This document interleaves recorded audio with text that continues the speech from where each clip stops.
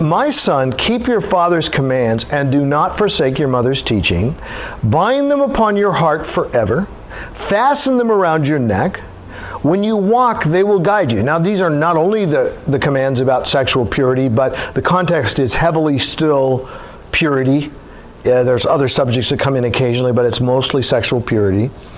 Bind them upon your heart forever. Fasten them around your neck. When you walk, they will guide you. When you sleep, they will watch over you, in the sense of protecting you. They're there for your welfare. They're like those guardrails. When you awake, they will speak to you. For these commands are a lamp. This teaching is a light. And the corrections of discipline are the way to life. Do you want to live? Do you want to enjoy life?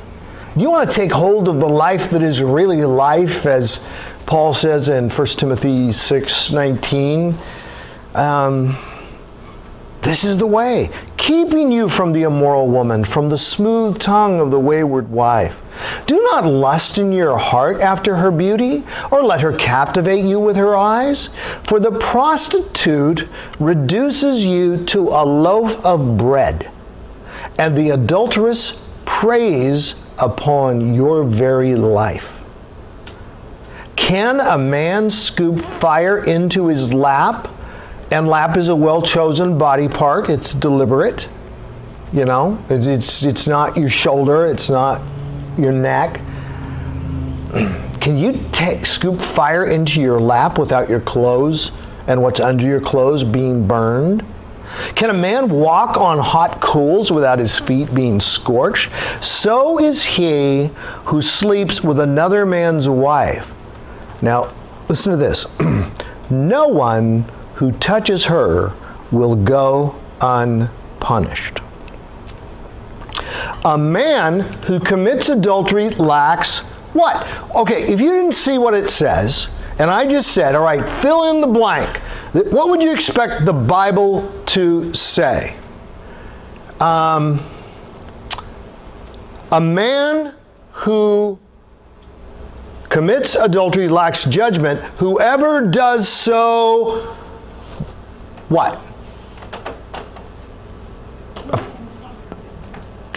Yeah, or offends God, violates the standards of a holy and righteous God, sins terribly.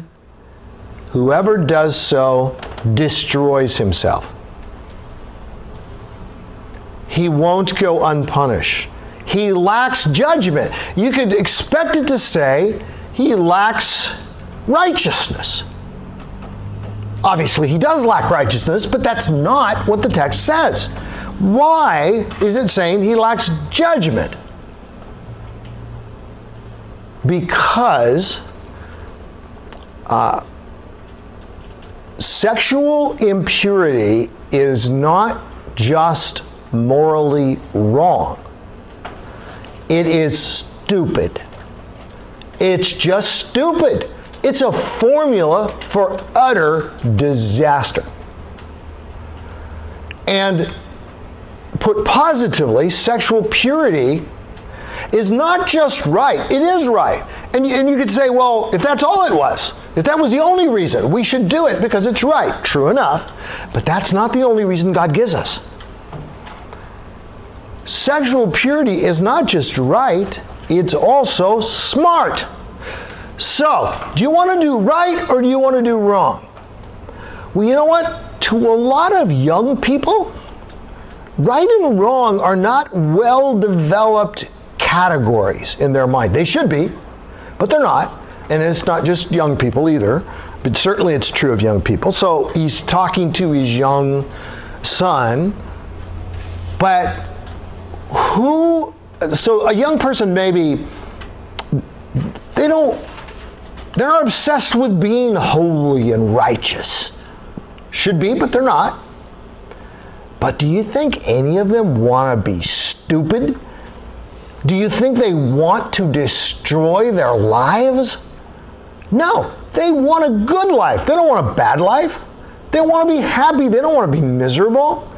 So God gives us a secondary thing that he appeals to. The primary is what's right, but he also appeals to what's smart. So avoid sin, yeah. And in avoiding sin, you avoid stupidity. You don't kill yourself. You don't mess your life up irreparably.